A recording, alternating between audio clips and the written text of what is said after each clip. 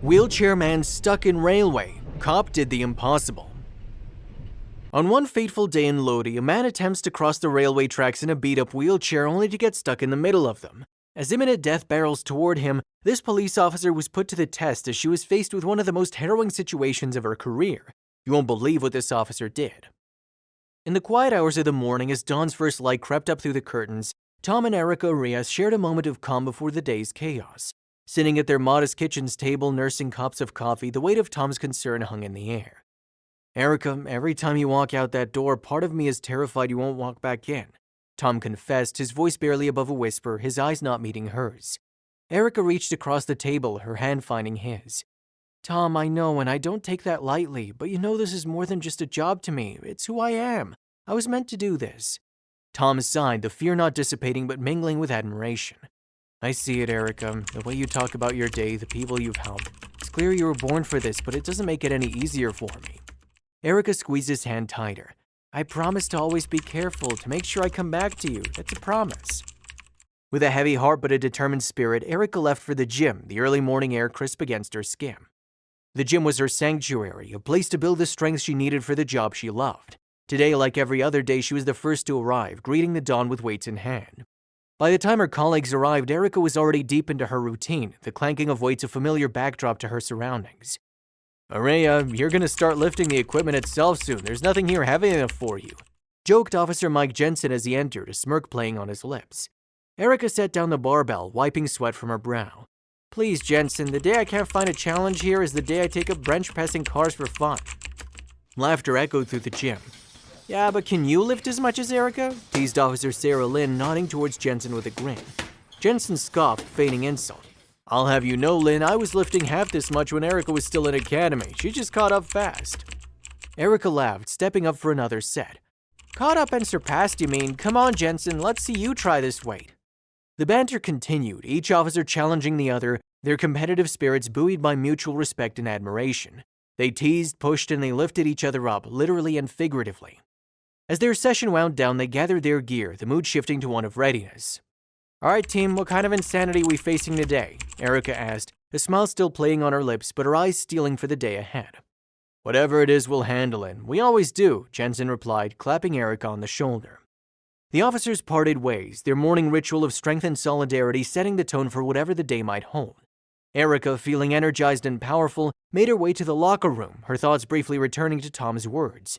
She knew the risks, but the gym, the teasing, the camaraderie, it all reminded her why she did what she did. She was strong not just for herself, but for those who needed her.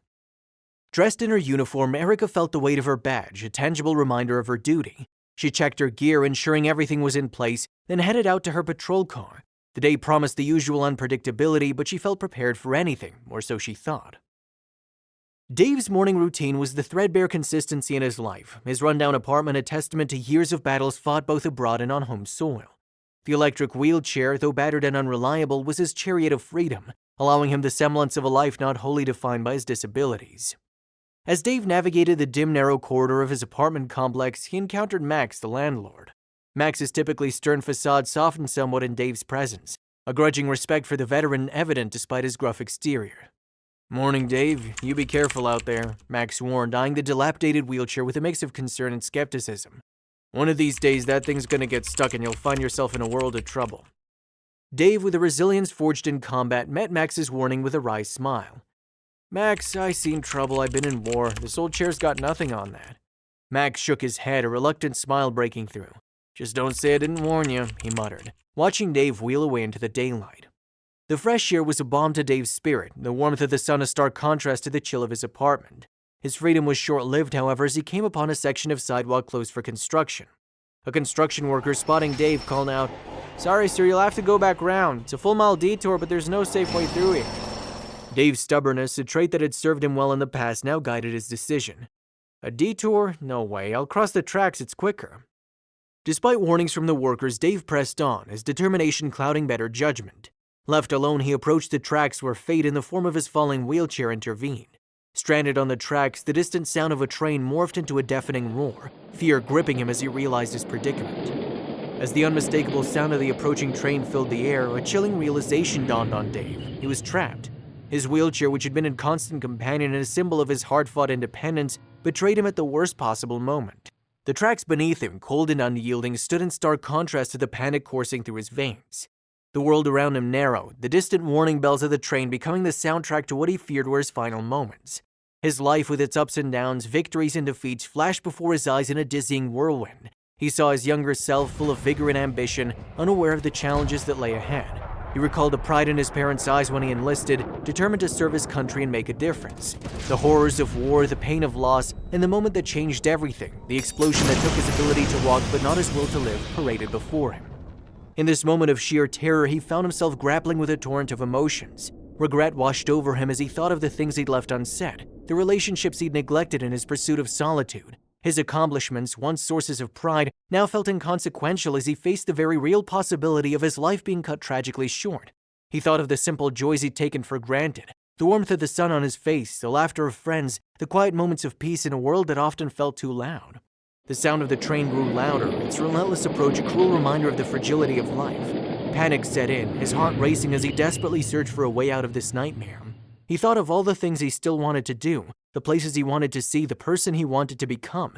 His mind screamed for salvation, for any signs of hope in the darkest of moments. He wasn't ready to die. The thought surged through him with surprising clarity, a defiant cry against this fate that seemed all but certain. He'd survived so much, fought so hard to rebuild his life after coming home a changed man. Could it really end like this, alone, terrified, and helpless on a set of train tracks? The roar of the train was deafening now, a monstrous force bearing down on him. In his heart, he began to say his goodbyes to make peace with the end, but even as he braced for impact, a part of him clung to a sliver of hope. A miracle, a savior, anything to pull him back from the brink. "Somebody help!" he screamed, the oncoming train's warning bells echoing his panic. Officer Erica Uria, witnessing the scene unfold from a patrol car, felt a surge of adrenaline. With no time to spare, she radioed dispatch, her voice steady despite the unfolding emergency.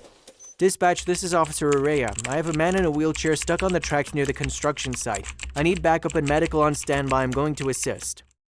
Without waiting for a response, Erica dashed towards Dave, her years of training and physical preparation never more critical than this moment. "Hold on, I'm coming!" she shouted, her voice a beacon of hope in the chaos. Dave, seeing Erica's approach, felt a flicker of hope amidst the terror. "I'm stuck!" he yelled back, desperation lacing his words. Erica, with no time to lose, reached Dave, her strength paramount as she pulled him from the wheelchair. "I've got you," she exclaimed. With a Herculean effort, she yanked Dave from the wheelchair, pulling him to safely mere seconds before the train demolished the chair into twisted metal. Both fell to the ground, Erica quickly regaining her footing and pulling Dave further away from the tracks. They stumbled to safety, Erica's quick actions and Dave's trust in her combining to avoid tragedy. Panting and shaking, they shared a moment of profound relief and gratitude. "Are you okay?" Erica asked, her concern palpable as she examined Dave for injuries. After pulling Dave from the tracks, Erica quickly realized the gravity of the situation. Dave, initially unconscious, jolted awake with a scream of agony. "My leg hurts so bad!" he yelled, panic and pain intertwining in his voice. Erica, her heart racing, grabbed her radio with trembling hands. "Dispatch, this is Officer Araya. I need an ambulance at the train tracks near the construction site immediately. We have a man seriously injured by a train, possible leg injury. He's in a lot of pain and bleeding," she reported, her voice steady despite the chaos. "Copy that, Officer Araya. Ambulance on the way. Can you provide any more details about the injury?" The dispatcher responded, urgency clear in their voice. "Looks like the train hit his leg. He's conscious but in a lot of pain. I'm applying pressure to stop the bleeding," Erica explained, her training kicking in as she fashioned a makeshift bandage from her emergency kit. Dave, writhing in pain, protested as Erica applied pressure to the wound. "It hurts. Please stop." "I know, Dave. I know it hurts, but I need to do this to stop the bleeding. You're gonna be okay," Erica reassured him, her voice a calming force amidst his cries of pain. Time stretched on, each second feeling like an eternity until the paramedics arrived. They immediately took over, treating Dave with swift professionalism. "We've got it from here, officer. Thanks for your quick action," one paramedic said as they loaded Dave into the ambulance. Erica watched as the ambulance disappeared, a mix of relief and worry settling over her. She later learned from her superiors that Dave made it through surgery and was expected to make a full recovery, a testament to the swift actions taken on the scene. That evening, as Erica and her husband Tom sat in front of the TVs, the day's events unfolded on the local evening news. The body cam footage of Erica's heroic rescue played, followed by a reporter praising her life-saving actions. The police chief appeared on screen, commending Erica for her bravery and strength, added, "Things would have looked very different if Officer Araya didn't maintain her physical strength. Her dedication to fitness truly made a difference today." Tom, watching in disbelief, turned to Erica. You're amazing, Erica. You saved that man's life, but I can't help but worry about you. What if you'd been hurt? Erica took his hand, squeezing it gently. I know, Tom, it's scary, but helping people, saving lives, it's why I do this. I'm okay and so's Dave, that's what matters. Tom smiled, a mix of pride and lingering worry in his eyes. I'm proud of you, Erica. Dave really is lucky you were there and that you have such strong muscles, he added with a light chuckle, trying to ease the tension. Erica laughed, the sound of a balm to the day's stress. Well, I guess all those hours in the gym paid off then, huh? As they settled in for the night, the emotions of the day lingered. Erica's actions had saved a life, a fact that brought both pride and a profound sense of responsibility. The weight of her role as a protector, a lifesaver, was never more apparent than in these quiet moments of reflection. If you like hearing about heroic acts of bravery and someone overcoming the impossible, then subscribe for more.